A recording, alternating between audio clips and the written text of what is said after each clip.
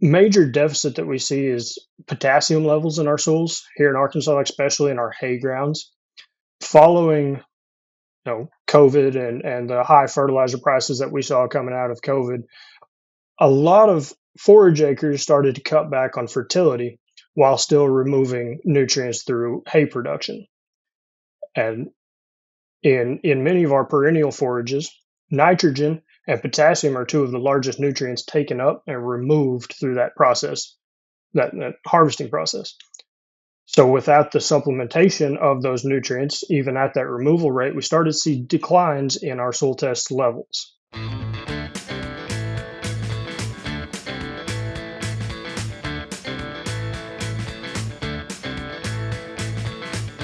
Welcome to the Crop Science Podcast Show. I'm your host, Leo Bastos, Assistant Professor in Integrative Precision Agriculture at the University of Georgia. Today, we welcome our guest, Dr. Bronc Finch. He is an Assistant Professor and Extension Soil Fertility Specialist at the University of Arkansas, System Division of Agriculture. Bronc, welcome to the Crop Science Podcast. It's great to have you here with us today. And I want to start things off by asking you if you can share with us what was the path that you took until you got your position? So where you've been, what you've done, and what are you up to these days? All right. Well, thank you, Leo, and thank you for the invitation. As you said, I'm Bronc Finch. I'm Soil Fertility Extension Specialist with the University of Arkansas Division of Agriculture, and I primarily work in forages and pastures. My background to get here, grew up in West Texas, in an ag background, livestock related, cattle, small ruminants. Got a bachelor's from West Texas A&M University in agriculture education. Took a year, tried teaching ag, figured out maybe it wasn't my thing. Was a little more interested on the crop side. So I went back to West Texas A&M and got my master's in plant, soil, and environmental sciences. Worked for a bit as a research associate at Texas A&M AgriLife Research and Extension in District 1 there in Amarillo. And then in 2018, I moved to Stillwater, Oklahoma, got my PhD in soil fertility or soil science, focused on soil fertility management of continuous winter wheat cropping systems and forage systems under Dr. Brian Arnell. From there, after graduating in 2021, I spent a little bit of time working for Dr. Brian Arnell in a postdoctoral research position, working primarily with for the forage trials that Dr. Arnell had, the nutrient management forage trials, and working in the soils laboratory that Dr. Arnell has. And in November of 2022, I started here at the University of Arkansas as the State Soil Fertility Extension Specialist with a primary role of focusing on the forage and pasture acres in the state. And I've been in this position now for about a year and a half. Fantastic. And can you tell us a little bit about, so you mentioned you're working with forages and soil fertility. What are some of the projects or maybe some of the issues that you are encountering in the state that you're addressing right now? So a lot of the issues that I've identified coming in, starting out in my first year, biggest thing was identifying some of the issues. A major deficit that we see is potassium levels in our soils here in Arkansas, especially in our hay grounds. Following COVID and the high fertilizer prices that we saw coming out of COVID, a lot of forage acres started to cut back on fertility while still removing nutrients through hay production. And in many of our perennial forages, nitrogen and potassium are two of the largest nutrients taken up and removed through that process, that harvesting process. So without the supplementation of those nutrients, even at that removal rate, we started to see declines in our soil test levels. Primarily the one that we identified is potassium, since it's been historically more managed on a soil basis rather than on a crop removal basis. Low potassium levels in the soil and potassium management, trying to build those soil test levels and manage that potassium in those deficit systems, has been one of the larger concerns and a large target for my program. that first year and moving in to the second year. Nice, great.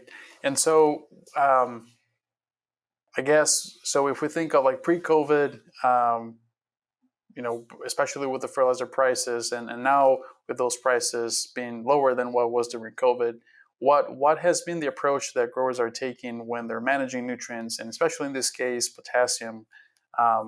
So you mentioned that they may have been using a soil test to guide that application rate. Perhaps they could also take into account the removal rates from the crop. So how is that being done in Arkansas, and what are the recommendations from the university? So historically, as I mentioned, potassium, and in many crop production systems, potassium is more managed on a sufficiency. So what the crop needs, or what the soil needs, supplying what we need, what we see we need from our soil test. And that's been kind of the historical management, even in our pasture and hay production acres in the state. And even moving through this year, following after fertilizer prices have decreased, producers are a little more interested in increasing their fertility management and the amount of fertilizers they're putting out. A lot of it is still being managed on that, putting it out there up front with that first application of nitrogen, like we do our phosphorus. While that's great and it's supplying what we need, we're starting to see some concerns of not building those soil tests and actually removing more of that fertilizer potassium than we expected in the first cutting and first two cuttings of the year.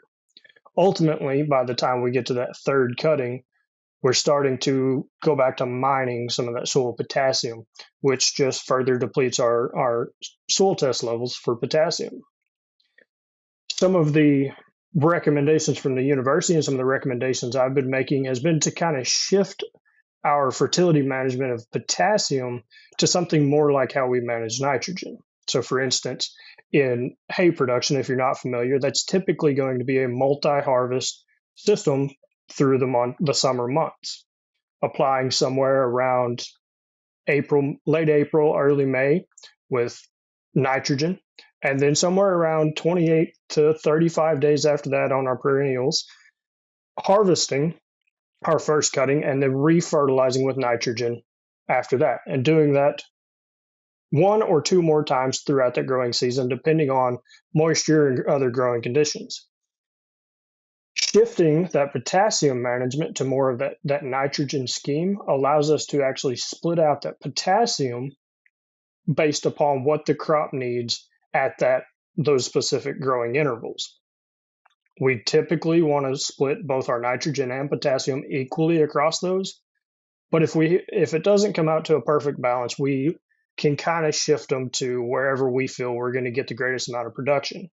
Oftentimes that's going to be more in your second to third cutting if you're in a three or four cutting system respectively. Kind of your middle cuttings is where you'll get the most productivity out of your perennial forages. Fantastic. Thanks for sharing that. So one thing I'm curious about is how could you just to give some more context to our audience, what is the importance of forage production to Arkansas, and especially if you think of not just acreage but also the impact that it has on the economy? What would be the importance of that type of crop overall for the ag industry in the state? In Arkansas, we have approximately 6 million acres of what we call forage land. That's both pasture and hay ground. Our pasture accounts for approximately 4.5 million of that, and hay production accounts for another 1.5 million acres. The hay production, the importance of hay production kind of carries over to those forage acres. Typically, in the state, most of our area, now there are some portions where we have some perennial cool seasons, but most of our forage acreages are perennial warm seasons, Bermuda, Bahia, and even sometimes some warm season annuals. When we get into those dormant times on those grazing pastures, we have to be able to supplement that forage base, and that's done through hay. So not only is it a large amount of acreage in the state and actually encompassing a large spread of the state, it kind of builds back on itself as those hay acreages kind of supply the other forage acreages, or the grazing acreages rather, with forage during the dormant seasons. And it kind of flip-flops also with cool seasons as well. We can supplement some of that cool season forages with that hay that was produced during the previous season. But also, it's not just an important factor within the state. Hay production is a major important production system when you think of it from a beef cattle standpoint. And we know as we move west from here into Oklahoma and into Texas, we get and even into Kansas, we get into a lot of large animal cattle production acres, and those cattle production acres are also going to utilize that forage. And when we get into more further out West Texas, where I'm from, we have a lot more confined animal feeding operations that may utilize more of that forage than they may be able to produce there around locally. So there's a lot of opportunity for exporting of the hay from the state of Arkansas to some of these other cattle producing regions. This is really interesting to hear, what you're saying. I know from my side as a host, I have interviewed other guests that were also related to forage production or maybe on the animal side, but still connected with the plant side. And I remember a couple of them mentioning exactly being on the other side of the coin, as far as maybe they're in a state that has that demand but cannot produce enough within the state, so they're outsourcing that hay as well across the state borders. And so it's really interesting to hear what you're saying, as far as Arkansas being one of the states that maybe has some of the extra hay to be sold to other states as well. Yeah, so we're certainly not we're not the largest hay producing state in the United States, but we definitely produce a fair amount of hay, able to supply our acreages as well as export when needed. So one thing I know, it's within your background, and I was curious if you are working with that in your current position, as far as bringing together the crop production, and in this case hay production, forage production, and combining that with precision ag technologies. So do you have any thoughts or maybe experiences to share in that aspect of using some more precision ag technologies in this area? Yes. So yes, I have a little bit of a background. I'm not enough to say I'm a precision ag guru at all. I'm more entry level than anything. But coming out of my PhD program under Dr. Brian Arnell, he was very big in using the green seekers and some of the development of that, and some other precision technologies. I got a good firsthand exposure to it and kind of how they can be used in agriculture, or in various systems rather. In the forage systems, precision agriculture is here, and it does exist. It's oftentimes, I say, a little delayed behind what we see in crop production systems. And for me, what I'm trying to do, what I'm working on bringing into the forage production systems, is more precision technologies and also practices for nutrient management. One of the things that I'm really kind of leaning on is some spatial variation in our soils, and being able to identify that at certain levels and soil test and apply nutrients based upon these different topographies and soil textures, soil types that we may see across many of our acres. In pasture systems especially, they're often going to be on ground that's not suitable for row crop production. And that's going to be for a variety of reasons. Sometimes it's soil depth, soil type, and even just topography across the field. And that's going to influence the nutrient makeup and the nutrient requirements of that particular pasture. And that's somewhere where some of these more entry level precision technology, or precision practices rather, precision agriculture practices will come into play, being able to identify and account for some of that variation across the field. But not only just practices such as grid soil sampling or zone soil sampling and nutrient management on a smaller scale than whole field. I'm also looking at some use of NDVI and multispectral imaging for identifying needs in hay fields and even in pasture fields, using something like a concept that I learned about while I was at Oklahoma State, using a nitrogen-rich strip, an area of a larger rate of nitrogen through a field, using that to identify when you get to a need for more nitrogen. Also taking some of that and applying that to other nutrients that we're starting to identify may need to be managed more like nitrogen. Oh, this is really great, and I do want to follow up on that just to give our audience some more background as well. So, could you explain a little bit on the concept of the nitrogen-rich strip? What does that mean, and how is that used to create, to understand the stress related to nitrogen in the field, but also how is that used to come up with the recommendation of a given rate to be applied? So, a nitrogen-rich strip is an area in the field, typically going to be a large pass across the field, accounting for a lot of different variation in the field. This pass is going to be a higher rate of nitrogen, oftentimes a double rate of nitrogen. So it could be simply, just an extra pass across the field with a fertilizer buggy at the same rate of nitrogen, depending on what your nitrogen rate is. And the first indicator of it is it can be a good visual indicator of nitrogen need.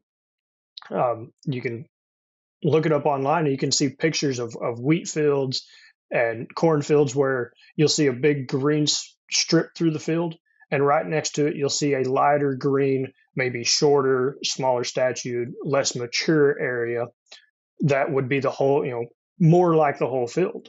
That's a good visual indicator to show, okay, there is a need for more nitrogen than what we supplied right up front. Another approach to using it is using NDVI, which NDVI is a vegetative indice that is collected based upon the reflectance of light wavelengths off of a plant canopy or a plant leaf. So it uses the red wavelength from an RGB light, and the red and the near infrared wavelengths. Puts those into an equation, and I don't remember the equation right off the top of my head, so you'll have to forgive me. It puts them into an equation and gives you a NDVI, which is normalized difference vegetative index, which is just a measure of, you can call it, plant health. That correlates very well to nitrogen concentration in that plant. And then if you take that same measurement from the area right next to it, which we often call the farmer practice, or the base blanket rate of nitrogen, put those into models that have been created from taking these values, these NDVI values, and correlating them to yield responses to nitrogen, we can get an estimation of the amount of nitrogen it would take to get from where that farmer practice is to where that NDVI, or enriched strip rather, would be. Perfect. So that is basically a way to help understand if the field is stressed because of nitrogen, because then you can relate that back to the strip, or maybe due to other reasons, right? Perhaps it could be another nutrient, as you were saying, or maybe water stress, or maybe other type of stress. Is that kind of the idea? The enriched strip is a good way to isolate if the stressor or the deficiency that you're seeing is nitrogen, or if it is something that may be a little harder to identify or to differentiate, such as drought, sometimes potassium, sulfur, some of these other deficiencies that may look similar to nitrogen deficiency. Having that enriched strip is a good way to, like I said, just isolate if it is or not nitrogen. Nice. That's. Thanks for clarifying that. I think it's a really key component of, especially using these, NDVI as one measure of crop health, and making sure that is related to one type of stress. In this case, nitrogen. It's a really key concept. So I appreciated that you expanded on that. So something I wanted to follow up on that as well is, I in my work, I work mostly in row crop production and also working with precision ag technologies. And we know that even in row crop production that perhaps has had more years under their belt as far as precision ag technology development and adoption, there's still a lot of delayed adoption or maybe lack of adoption of some of these technologies. From what you just said, as far as precision ag technologies and approaches perhaps being newer when it comes to forage and hay production, I wanted to ask you if you have any thoughts on how are these types of growers. What are they thinking about these technologies? Is that something they're interested in trying out in implementing their farms, or is it something that they're still skeptical, perhaps not quite ready to go there? In my experience, in my short time in my position, there's still some skepticism behind the return on investment for some of these precision technologies, and even some of the more of the practices. Even a lot of these producers, forage and pasture production, it may be, they're by the time they get a return on it, it may be several months or even years down the road by the time they start to see a return.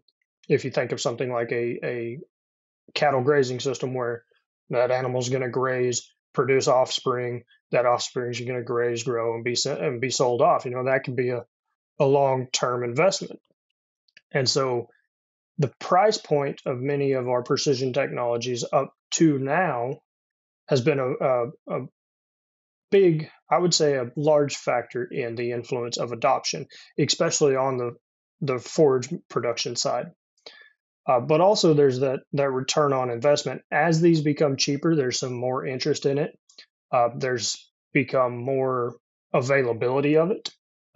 There's more options for variable rate fertilizer applications, either through custom applications or local co-ops with variable rate spreaders. So there's that opportunity. It's more now just showing the benefit of it and identifying that return on investment by being able to put nutrients where you need it, when you need it, at the right rate. So taking more of that 4R approach that has been used for many years in row crop side and using that to kind of show how these precision technologies can kind of start to pay off and ultimately potentially improve the adoption of some of these technologies. Now, there is also, to my understanding, a lack of a level of application of certain technologies in pasture management as well. NDVI is one, or using the green seeker is one that's kind of a challenge in hay production, as oftentimes those differences may show up when we're transitioning to that harvest time. So we may not see those or those nitrogen rich strips until, well, we're already at the end of one growing season. So one growing period. So we'll just kind of start over again, next week or so. But finding and fine tuning how we use these and how we can apply these to get the benefit, not only for, the nutrient management and the yield production and but also the reduction of inputs that we can get from them. As I mentioned with variable rate applications, we'll be able to address nutrient needs on a smaller scale, potentially reducing our over fertilization, reducing the extra cost. Nice. That was great. It was great to understand better those opportunities, as you said, but also that this skepticism about just the ROI on these technologies, which I guess it's not specific to any type of grower. I guess every grower is thinking about that, and definitely, it's perhaps on us to show that. I mean, whether there is an ROI or not, or maybe which situations there is an ROI and which situations there is not. But it was really, really interesting to hear that. It's time for our famous three. Explore the future of agriculture with KWS, a global leader in innovation and sustainable farming practices. Uncover the exceptional qualities of our hybrid rye, cultivating a legacy for a greener tomorrow. Visit kws.com/US for more information and for dealer locations. KWS, seeding the future since 1856. Awesome. So we're getting towards the latter part of our episode, which means that we have the three final questions for our guests.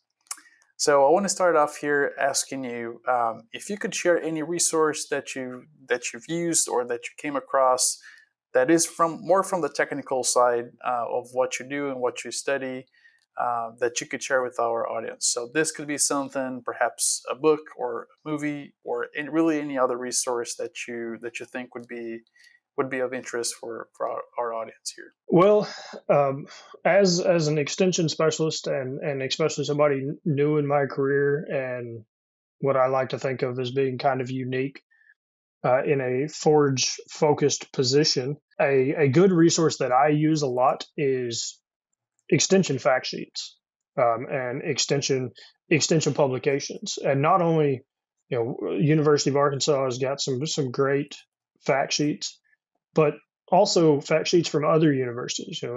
There's a lot of good information out there from other universities and from this one.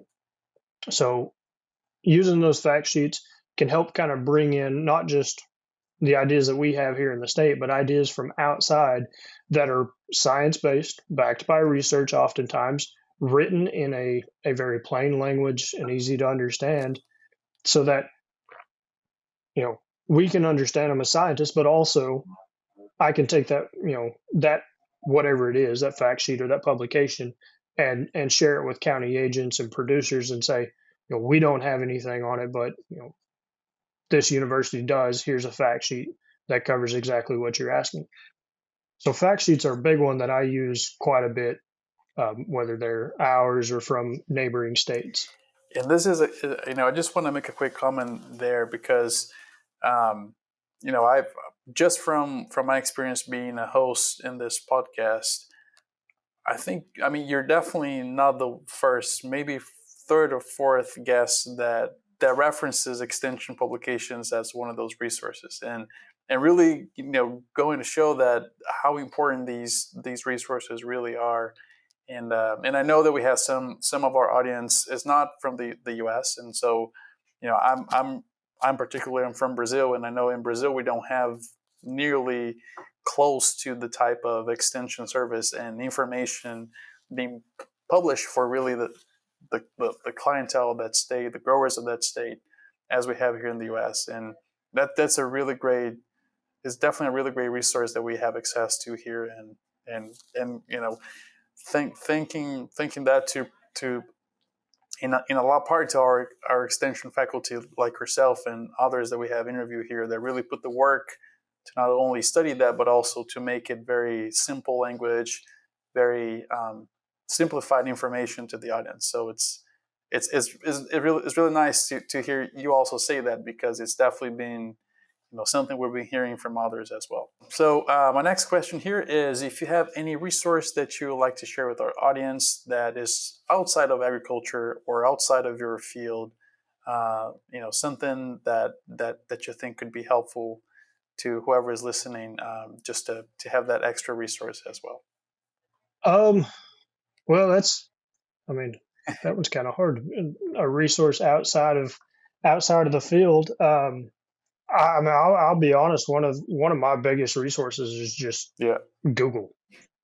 And that may sound like a cop out, but if it's something I don't know, the easiest way to find it, or find something to read up about it, is just to start Googling, using keywords, using you know Googling those questions, being able to effectively search, um, is important, because there is a lot, there can be information out there that may not be helpful, or may not be maybe the best advice. But even, whether it's something that I don't know technically in my position, or if it's something at home, with a hobby of mine, if I don't know how to do it, first thing I'm gonna do is pull up my phone, punch it into Google, find a YouTube video, or find an article on it.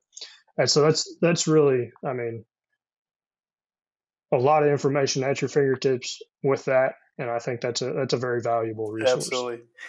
And I know that, like, as some of these large language models and Chat GPT and all these models are further developed, there are whole courses on how to ask a good question so you get a good answer back.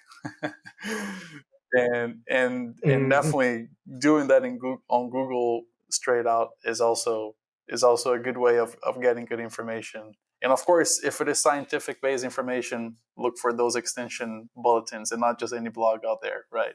Make sure it comes from the university. And then, our last question here is, in your opinion, what are the skills or skill set that set successful professionals apart? Skills or skill sets. Well, I'm gonna go back to the extension role. One thing that I feel is very important in extension, but across the board, is communication ability. Being able to talk to people, whether it's on Zoom, or on a podcast like we are here, or face to face in a presentation hall, or out in the field with a producer. Being able to effectively communicate. And effective communication is more than just you talking to that person. It's also understanding, listening, and understanding the questions they're asking, and asking questions to further aid in identifying problems, or gaps in knowledge. So effective ability to communicate, and the ability to communicate to a wide variety of audiences. Everything, as an extension specialist, we work side by side with researchers, and that's often a higher level conversation sometimes than maybe talking to a producer or a farm worker, where that may be more lay language, a little simpler. Being able to communicate across that broad spectrum, and sometimes even communicate across that broad spectrum in the same room at the same time. If extension presentations, we've got everything from specialists to producers to sometimes people that maybe just happen to be walking by, wanted to learn a little bit. So we got to be able to express everything we're talking about at a level that is both high enough to be informational and educational, but also plain language enough to be easily understood by everybody. Absolutely. And it's really interesting, because for all the times I've been host in this podcast, I think, from my recollection, every guest, when he gets to this question, the answer is something related to a soft skill, and communication has come up more than a few times. And so it's really interesting, because a lot of times, those are things that we don't explicitly learn in grad school, or perhaps other ways of learning, but yet when it comes to the end of the day, it's one of the most important skills to have. So it's really interesting to hear that from your side as well, and how that echoes across different guests and different setups. Mm-hmm. Well, and in extension, communication is a big part of it, and like you said, it's not something that we often get much exposure to in graduate school. So sometimes that first year you gotta learn a lot. I got lucky. I got the opportunity to do some extension presentations during my PhD to kind of help hone my skills. But I'm a long ways from being great at it. I'm still learning as well. Yeah, absolutely. And well, it was, it's really great to hear all that, and really see these patterns coming out. And so I guess for our audience, especially, if you have students in listening, keep an eye on those as well. It's not just what we learn in class, but also how we apply that and how we develop those soft skills as well. Awesome. Well, Bronc, it was great having you here with us today. I really appreciated you sharing your thoughts and experiences. I'll definitely follow up with you, outside here, just to talk more about precision ag as well. I have some ideas, some projects here that we may work together, and I'm sure that our audience also appreciated hearing your learning from you today as well. So thanks for being on our podcast today, and talk to you later.